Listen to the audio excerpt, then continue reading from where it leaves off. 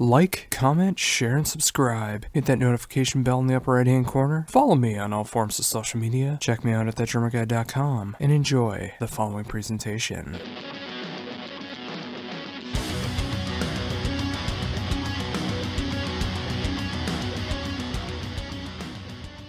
Hello?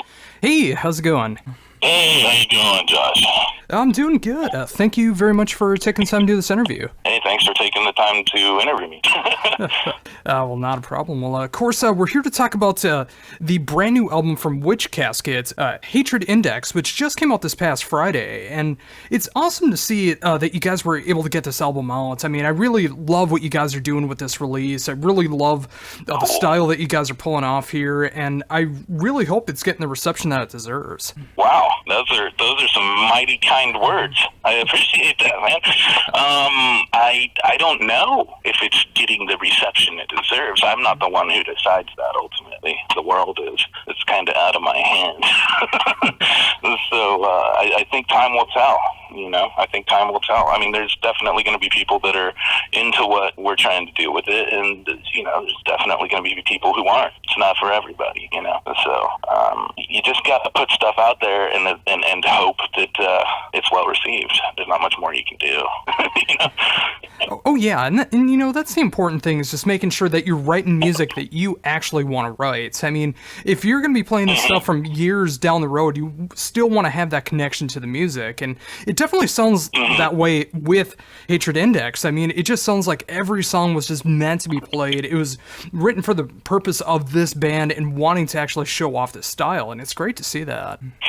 Man, that is, again, I'm not used to hearing kind words. Thanks for that. Yeah, I definitely am trying to do at least what I think is kind of a new approach to the more extreme styles of metal. I'm trying to really write for the song and to stop worrying about any other external influences. I mean, obviously, if you put out a couple of records and people really like what you're doing, you can't just take a big, huge left turn and kind of leave everybody wondering, what are these guys doing now? I mean, so, you still got to listen to the people that have supported you, Oh yeah, that's very true. I mean, there is a way for a band to be able to keep its core sound, but being able to evolve, and I definitely hear that going on here. I mean, just like through all 5 tracks that are going on here, I mean, they're different enough, but they all fit together so well in this release. Yeah, and that's really, I think what the goal was is to just write good metal that makes some sense and seems cohesive. So at the same time that we wanted to be a little experimental and go some roads less traveled, we also didn't want to go so far off on our own that we look behind us and we're the only people standing out there. So with that, I mean, obviously with the writing of this new release, I mean, did you have like any notions of where you wanted anything to go, or did like the experimentation come along as you were doing the songwriting? It's definitely some from column A and some from column B. Sometimes you can start a song with a clear mental picture of what you want it to achieve, how you want it to achieve that, and basically where you want it to go. And sometimes you start with exactly that process, and then as you sit down and you start composing it, it starts just taking itself its own way. And so instead of worrying about whether that was this genre or that genre, I just started focusing on, well, do these 2 guitar riffs fit together? Do they make sense? Does it make sense to go from A to B and from B to C? Is that cool? Great, let's keep it, So you stop worrying about the confines of, well, what am I doing with this speed metal riff in the middle of this black metal song, Yeah, and it's just like, I love that aspect of it, though. I mean, like, the fact that you can do these twists and turns on this style of extreme metal, and obviously with it making a lot of sense to me. I mean, it's just like, I do love a good variety of music, and it's just like you said, like hearing a speed metal riff in a more of a black metal song, I mean, it's really cool to be able to hear that with it making sense. Yeah, and that's really what I really got into, at least in my current era as a composer. Because, the stuff I did before, like back when we were Sothis, we were very concerned with just being brutal and being symphonic black metal. So I would say that, like, for every 10 guitar riffs I wrote, I threw out 9 because they just weren't, black metal enough. Because I was focused so much on being a specific thing. Whereas this time, I'm just concerned with, is this cool metal? Does this make sense? If it makes sense to have, like, a completely avant-garde neoclassical intro, and then that drops into like a really blast beat black metal type of feeling thing, and then the chorus is like like Testament style or something, or what have you, then I'll do it if it seems like it follows a cohesive structure that makes sense and kind of takes you somewhere along with it. Yeah, and it's great to see that open-mindedness that's going on there. I mean, obviously when you're starting out, you want to make sure that you know what style that you want to incorporate, but just the fact that now that you are able to incorporate all these different styles, where it might be a little jarring to some people, but if it feels right for you and it feels right for the song, there's every good reason to be able to keep that into the song and make it as good as it possibly can be. Right, and ultimately the reason that I ended up this way was because I kind of came to a realization that this is what I do, and everything I've done up until now was me trying to be something different than what I actually wanted. I don't know if that makes much sense, but it's been kind of liberating, because now I can just focus on the way I think it ought to be, instead of being focused on how will this affect my identity, But again, at the same time, writing that balance along the way, that we don't go so far out into left field that now we're just talking nonsense, Some people would advocate that, though, but that's, not what I'm trying to do. They can do what they want to do. I'm going to do, what I'm trying to do. And God, that does not sound very articulate at all.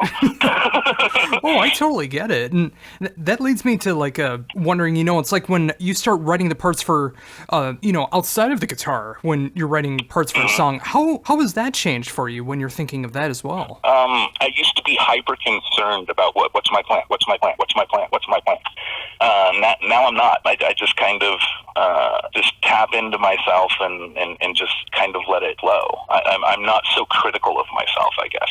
So I've relaxed my standards on what I think my own musical identity is, if that makes sense. Oh, absolutely. So, with that said, I mean, obviously with you being able to do so much of the writing for this project, with it being in a live setting, how much does it change when the live members of the band get their parts into the live set? Well, at least for at this point in the band, outside of Neil Tiemann, who's the lead guitar player and Devil Driver currently, he and I kind of co-wrote this first record and some other stuff together. But outside of that, for the most part, I mean, when you're hearing the recording, I'm basically playing everything but vocals. So for a lot of the current songs in our repertoire, I'm literally just giving these other guys sheet music at this point. Oh, so as we develop, we're going to incorporate more of their personalities into the music. Yeah, and it's just like, it's so incredible to see, like, you being able to adapt to these different situations, these different instruments, and being able to get this cohesive mind, because there's some musicians that they can only focus on their main craft, and they can't even begin to, like, think about the rest of the song and how to be able to portray that. But the more I listen to this, it's amazing that so much of this came from your mind and what you're able to play. Well, thanks, man. I appreciate that. But when I hear like a riff in my head, I don't just hear my part, So I think that's where I'm different than a lot of other people. Is I hear it as a full production, So I hear what I want the drums to do. I hear what I want the bass to be doing. I hear what I want the rhythm guitars and the lead guitars, and to some extent the vocals, but that's mostly our vocalist. I would say that I kind of just, when I get an idea, I don't hear just my guitar part. Like, I hear the keys, the choirs, the strings, all of it. I've been a musician since I was literally a toddler. Started out, 3 years old with the piano, and then went through my life just taking lessons and going to school for various other instruments. So, by the time I was in my late teens, I was pretty much a multi-instrumentalist. So, I play a lot of things. I think that once you have a certain grasp of musical theory, that you can kind of flow between these different instruments with a much greater understanding. So with that, like with this particular recording, was like any of the other instruments like a challenge for deciding what you want to be able to do with the songs, or was it kind of like a balance as far as like what you wanted to do with the album? I don't think that I really had challenges with what I wanted the other instruments to do. I had challenges committing to that path. So, like, I would come up with a bass line for, say, like a verse riff or something, and I'd have like 3 or 4 different versions of it that I really liked. Selecting that final one turned out to be the difficult part, because it feels like, well, now it's got to go on my permanent record, man. So which one of these, 5 parts I wrote am I going to use for the bass on this, one riff? So when you're a guy who does so much self-production, it's really easy to kind of become your own worst enemy and get really lost in things. And sometimes you got to just take a step back and just, not do anything for a couple of days. Oh yeah, and I can totally see that too. I mean, when you get so wrapped up in your own work, when you're able to cover so much ground with all these different instruments and this vision that you want to be able to pull off, I mean, either when something goes wrong or doesn't go the way you want it to, or just the overwhelming fact of doing all this stuff, I mean, it is good to be able to take a little time away, just take that break for a little bit and then get back into it with that fresh mind. Yeah. I remember reading an article like ages ago. It was like Joe Satriani in Guitar World or Guitar Player or something like that. And I mean, this is like 25 years ago that I saw this, and they were asking him about what happens when you become musically frustrated. What happens when you're not happy with where your development is as a guitarist? What do you do? And he said that he puts his guitar down and he won't touch it for a month. And I was like, that's interesting. I could see how that would work, because now you're coming back with a fresh perspective and you don't got all this built up garbage still in your head kind of diluting all of your other thoughts. You're able to kind of focus in more. So I think taking breaks is just as important as working hard. Oh yeah, I mean, when you're constantly pushing yourself, I mean, you're taking away those aspects of being able to be under a relaxed state. So when you just focus on that, I mean, you can completely wear yourself out. So it's awesome to see, like, in your position that you're able to pull both of those off, and it's really worked out for the best. I mean, with the quality output that's come out. Well, thanks, man. But I think the honest truth is I got lucky. It can be kind of like, I don't know, for lack of a better term, some kind of like Superman syndrome, right? You know how like in the new Superman movies, he's got all this sensory input that he's struggling to control and not like, mess with them, so that he can focus in on the person that's standing right in front of him that he's talking to, and not hearing somebody scream for help in, Alaska. And I think that those breaks kind of clear that jumbled thought process that you can have. But I think that the most crucial thing is you gotta look at how these aspects are relating to each other. When I make metal, it's the same mental approach that I take to when I do a full orchestral score for like an indie movie, which I have done and do continue to do. So I still do a lot of freelance composing work. But you got to let the instruments relate with each other, regardless of what your original thought plan, was. And hearing you say that, I mean, that's another great aspect as well. Just being able to write in different styles as well. I mean, like a lot of people outside of music may not realize that when you're able to write in a different style, whether you're writing soundtracks in indie style or you're writing black and death metal with some great progressive elements to it. I mean, when you're able to expand upon your sound like that, you're able to come up with like cool, fresh ideas for another project that you're a part of, and just being able to showcase all these different sides of music that you really want to write. Yeah, and I think that a big part of at least my journey as a musician was realizing that what I'm doing now is what I should have been doing before, in a sense that you can develop an impression of something that turns out to later not be reality. And you know, that's how a lot of players end up being, you know, in a specific wheelhouse. So by me trying to not be in a specific wheelhouse, I realized that I actually was, you know. So I realized that me, without me filtering and editing myself, does what Witch Casket is. Yeah, and you know, it's like some people are never able to get to that point. So it's awesome to see that you did get to that point. You are able to show yourself off in all these different levels. I mean, whether it's composing, writing for this, I would imagine upcoming live shows to be able to promote the new Witch, you know, just like having all these different outlets and everything. I mean, with them all being different, it's got to be very satisfying creatively to be able to do all this and be able to know what you want to do with it. Well, the jury's not in yet, but I'm gonna keep doing what I think is the right, you know, thing to do. And honestly, at the end of the day, my only focus is on trying to make the best metal songs that I possibly can. And that's really just where I'm focusing. Is it metal? Sweet. Is it cool? Awesome. You know, and just kind of keep from there. I don't know if subconsciously I think of it on some deeper psychological level than that, but it doesn't seem that way on the surface. It seems to me like this is just what I do, you know? Yeah, and that's really the best way to do it. I mean, like, sometimes that's just the way you need to go with it, just making sure that you're writing what you want to write. I mean, of course, writing with boundaries. I mean, knowing what you want to be able to accomplish and just being able to have that enjoyment to go along with it.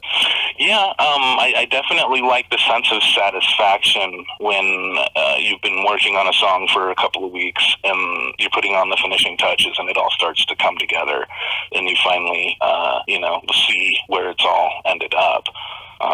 So that's definitely a rewarding feeling of it. And it's even more rewarding when you put it out there in the world and it doesn't belong to just you anymore. Now it belongs to everybody, and some people like it. I mean, that's the best part is that other people actually think what you've done is cool. And I don't think you can ask for better than that, you know? And with that, I mean, how does it feel to you personally to be able to have this release out for a full week now with all these people being able to experience what you're all about with Witch Casket? Well, I'm kind of a hermit. I'm not a very... I'm kind of a socially awkward music nerd kind of guy, and I don't know. I think that it's kind of a nervous feeling because you don't know where it's going to settle, where it's going to end up. Everything's still unfolding before you. You don't know what's going to happen, you know.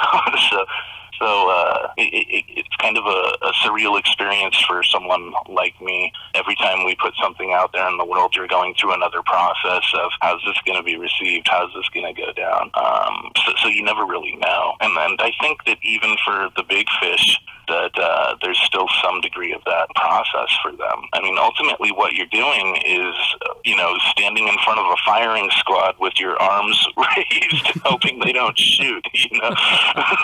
So it can be kind of nerve-wracking, but it can also be really satisfying when you do have those moments of success, you know. Oh yeah, and you know that's why I'm glad that I can make you a little happy with knowing the fact that I really do love this brand new release, and you know, it's just like I really enjoy what's going on with that. And you know, if there's others like me out there that are enjoying it as much as I do, if not more, I mean, that's fantastic. And you know, if there's someone that's not like that, maybe they'll like the new release that comes out in the future. You know, it's like when the band starts to incorporate more of the different styles of the new members and just being able to get that formation of the band going.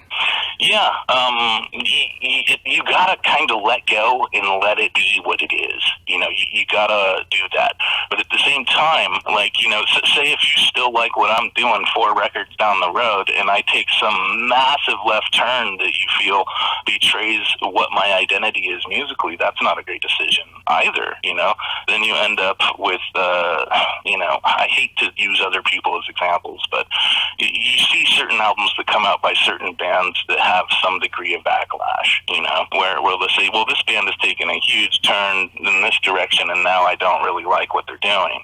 I think that you got to find that balance to indulge what you want to do musically, but not lose the people that have already, you know, been with you and like what you're already doing. You know, I think there's got to be a way to make that happen. Yeah, absolutely. And I think it's very satisfying for the musician as well, because it's just like when you do 100% creatively what you want to do, you can almost not be able to push yourself because you're just constantly writing what you want to write. So when you do have a bit of a fan base that knows what you're looking for in a style, it almost kind of pushes you to be able to incorporate that balance like you were talking about, being able to write what you want to write, but also not, completely abandon your fan base.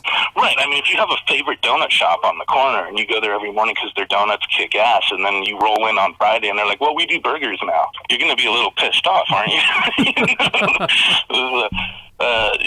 You gotta go, well, we still do donuts, but we do other, well, I kind of am losing it with this thing. This analogy's kind of not going anywhere for me anymore. But, I mean, you get what I'm saying. I mean, so I just try to ride the balance of doing, what I think is best while I interpret all these other, factors, because there's been, two schools of thought that are the majority in music production since, time immemorial, which is I just do what I want. It's purely selfish. I just make what I want. If people like it, great. If people don't, then screw them. Who needs them?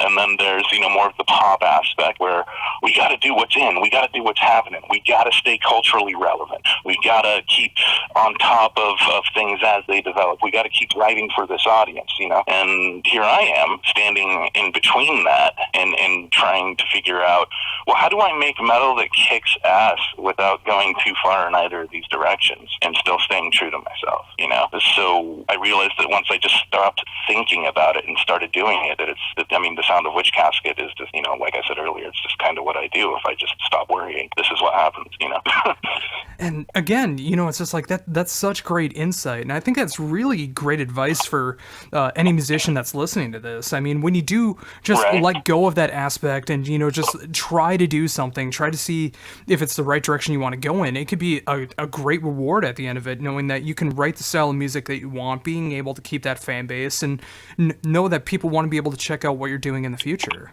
Yeah, I definitely agree with that. You just got to find a way to do what you do, and have it all make some level of sense in the end.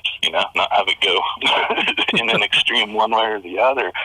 I mean, at the end of the day, if you're a guy who's in a metal band and you write metal songs, you're doing this because you love metal. That's why. So you can't at any point, in my mind, really lose touch with that. Oh, yeah, and I couldn't agree more with that. So with that in mind, I mean, obviously with the songwriting aspect and the recording and the producing, there's also the live aspect of everything that goes onto it as well. How was that transition for you, being able to go from that songwriting process to having these songs being able to be shown off in a live setting?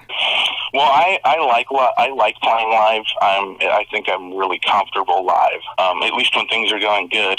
We've all had nightmare shows where things just didn't go well. Oh yes. But you just gotta have a good plan for what you do, and hope that you don't get curveballs along the way. And when you do your best to handle them. But I think that actually, pulling things together as a live band is phenomenal. Especially when you have players that can do so. I mean, I don't really like to toot my own horn too much, but the musicianship of the material that is what Witch Casket songs are is difficult stuff. I mean, we spent 3 years just trying to find a live bassist that could do the bass parts I was writing, That's a long time to look around LA for a bass player that not only A, had the interest in the material, and B, was capable of doing it. That was really tough to do. So a lot of the times when bands start in the traditional sense, where a couple of guys hang out and they start jamming and then that becomes the band, is kind of limited by the scope of who's involved with it. I don't know if that makes much sense, but that's how I'm gonna put it.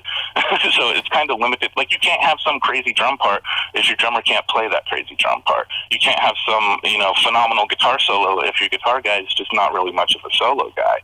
So your band will never develop along those roads. Whereas if you do it the way that I did it, where it's just all coming from one source, it kind of opens things up to even more possibilities, I would say, you know? Oh yeah, I totally understand that. I mean, like with these people coming in, being able to learn the parts that you're writing, and then once they finally are able to adapt to what you're doing, when it comes into the new songwriting process, they're able to incorporate what they've done already, plus other influences, to be able to help make those new songs even better. Yeah, absolutely, and that's, you know, the ultimate goal.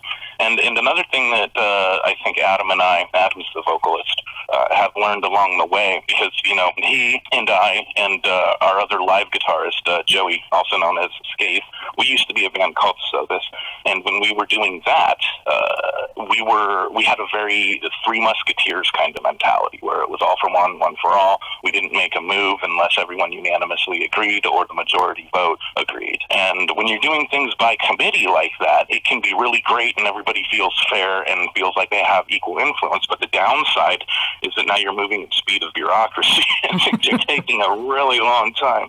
You got to run your 4 different guitars. So, you know, like I'm going to propose a guitar solo for song 5, and I have 4 different takes that are 4 different versions of it. I got to get everybody's input on that now, you know, whereas this time I didn't, you know. So I think it's part of how people as musicians just grow into their own way.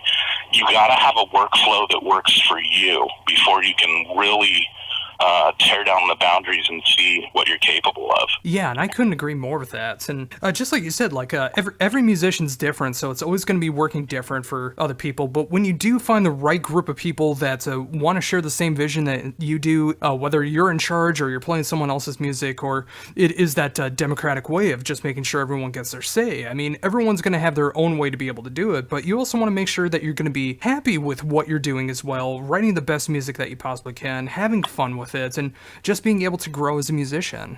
Yeah, absolutely. And, you know, people and musicians are not an exception to that. We all work in different ways with different workflows, different, you know, expectations, different goals.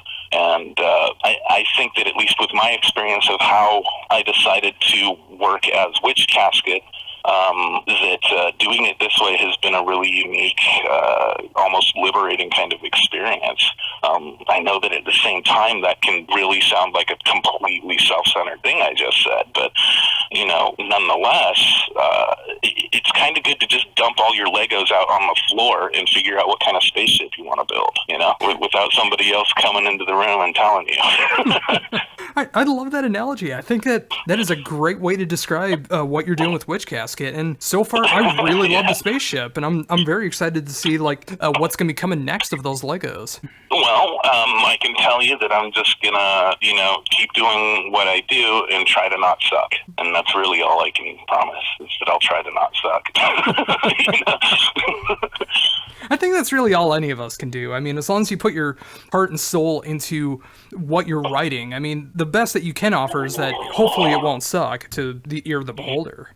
Yeah, and, you know, when we were first getting ready to start birthing it out into the world and getting, you know, press or talking to people about it, sending demos around, that kind of thing, we were struggling to define it genre-wise. And, you know, we're like, well, do we call this black metal? Do we call this death metal? Do we call this, you know, what do we call this? Do we call it blackened death metal? Everyone who hears it is going to have some opinion about what it is. So at the end of the day, I think that I should just not even worry about that, because the world will tell me. They'll tell me what it is. They'll tell me what they think it is. And in that way, once you put it out there, it belongs to, you know, more than just yourself. It's not just yours anymore, whether you like it or not, you know? Yeah, and that's so true. I mean, once it's out there on a public platform, I mean, whether you're sharing it online or you get it through the demos or you're playing the songs live, I mean, it's going to be in those people's ears. They're going to be able to hear what you're doing as a band, have their own opinions, have their own thoughts on the matter, and, you know, it's whether they stick along for the journey of the band or they want to hear something else or come back to you down the road. I mean, it's always going to be different, but it's always important to, you know, keep that integrity in mind of what you want to be able to accomplish. Yeah, I couldn't agree more. You just kind of gotta stay true to yourself and to the world at the same time as best you can, And the part that's hard about it is there's no proven track record of success of how exactly that gets done. So you've got to find your own way to get that done, or at least, die trying, so to speak. Absolutely. I mean, there's a ton of bands that will start going over to different trends because they see that that's starting to pick up, and they'll go absolutely nowhere. And then there's some bands who will be able to do something that's completely different that no one's ever really expanded upon, that's going to be able to bring a new wave of style of music. So the important thing is to just write what you want to write. I mean, whether it is something that you can innovate, whether it's something that you invent, whatever the case is. I mean, it's just about being happy with what you're doing and just, pushing it as much as you can. Whether it pays off or not, there's only one way to find out, and that's if you do it.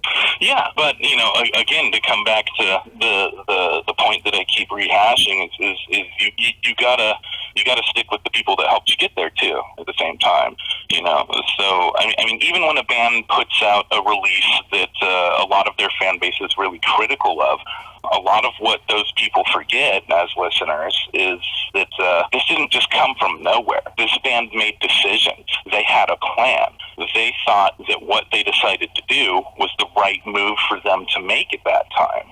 And sometimes bands turn out to be wrong about that move. So I'm trying to avoid one of those instances.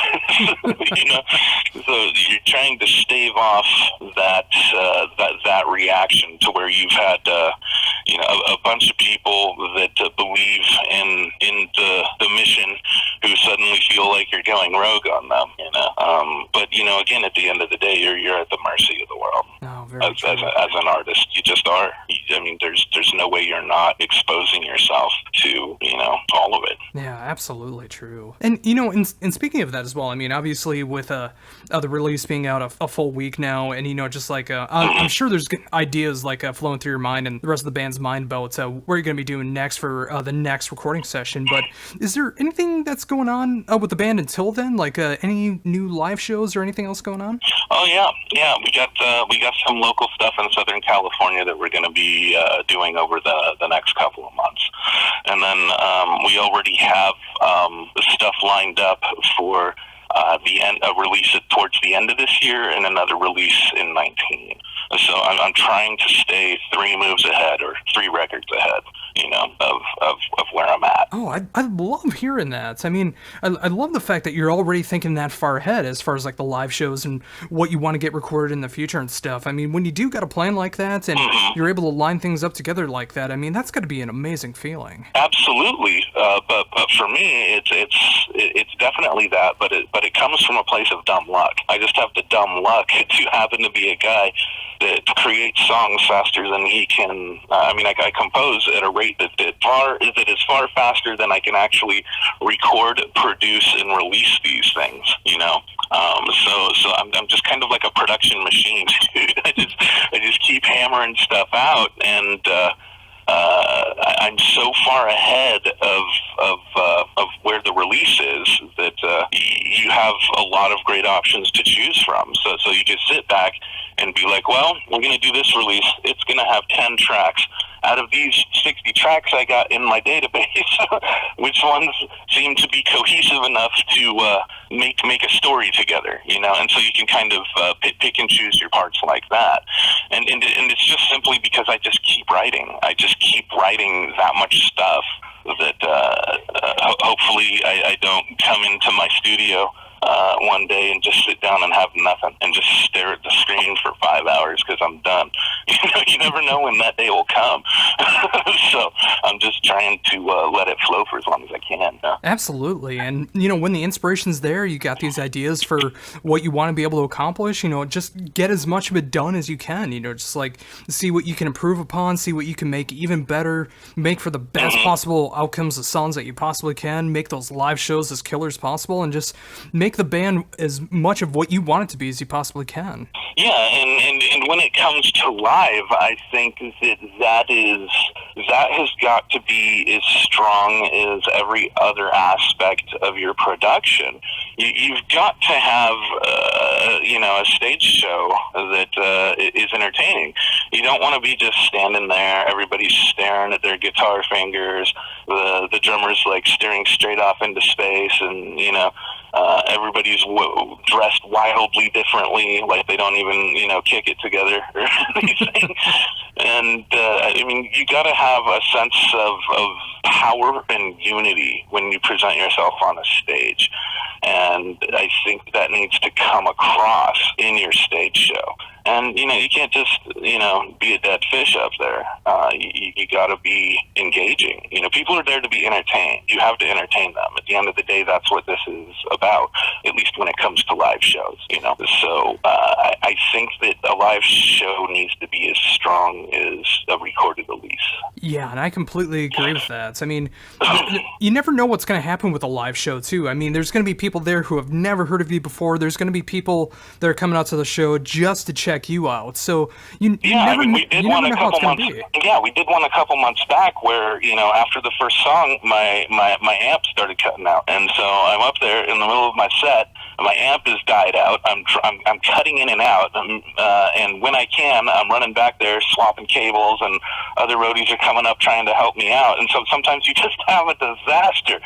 Despite all the best plans, despite all the gear was meticulously checked out, everything was in order. You remembered to bring all the things. You brought all the, you can still just get it out of nowhere. The gods have decided that they are going to test you.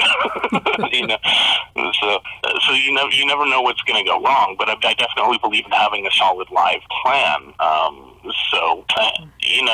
We try to do things that are almost, in a sense, kind of choreographed, so that, okay, everybody's, doing a windmill on this riff, and that's take 2 steps forward, deliver a supporting backup vocal, take 2 steps back, and then do the straight up and down headbang on the next riff, and then flow through the show in that kind of a sense. So it's not like we're choreoing everything out like we're not, acting like we're Madonna or anything like that, but we're trying to have everybody have, a cohesive sense of a unifying look.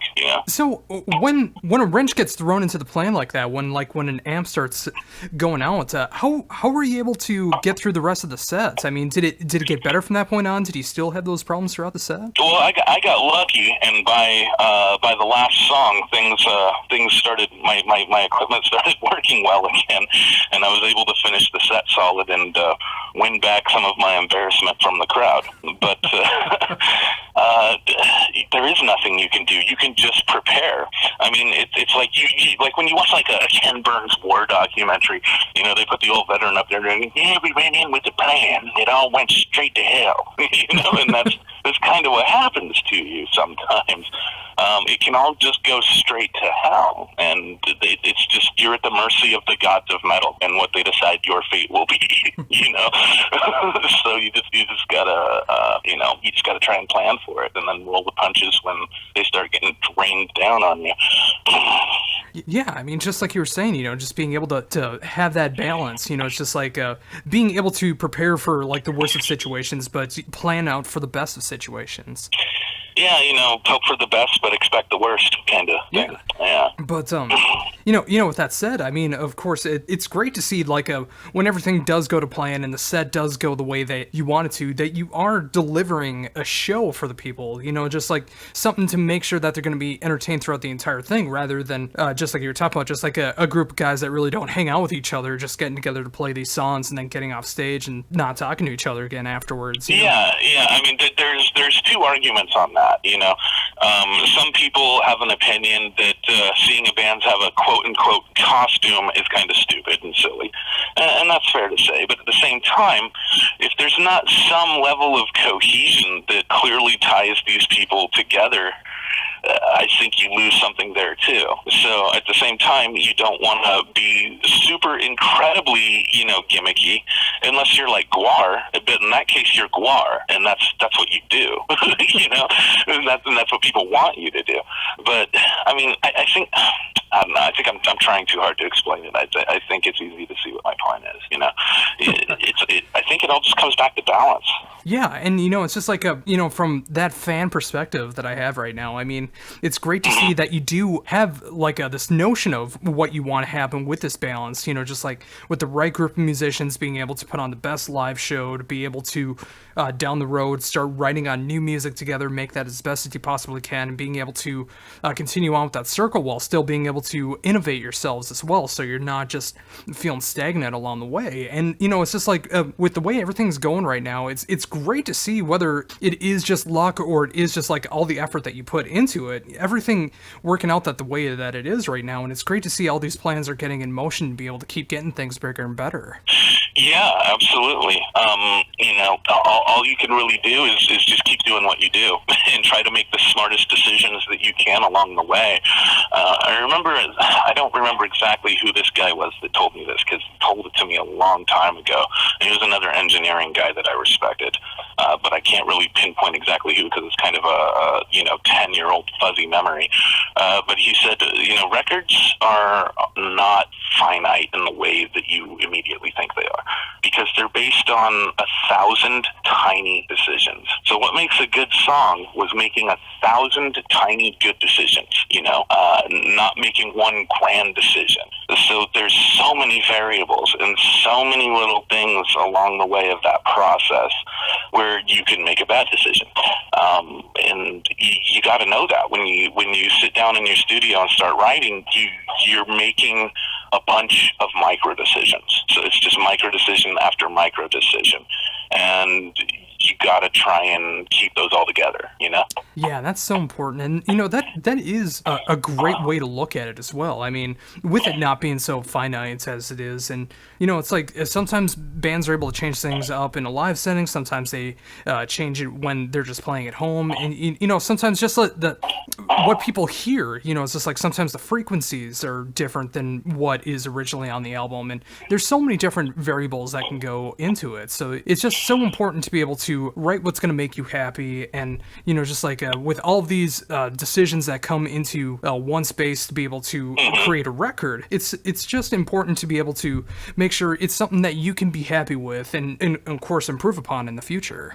Yeah, you're absolutely right. And when it comes to live, there's always going to be those subtle variances, because unless you're using, like, you know, the same stack head with the same set of matched tubes coming through the same cabinet with the same microphone in exactly the same position running through, I mean, unless every one of those little micro decisions is exactly the same, there's going to be some subtle difference or some not so subtle difference between how you sound on your recording and how you sound live.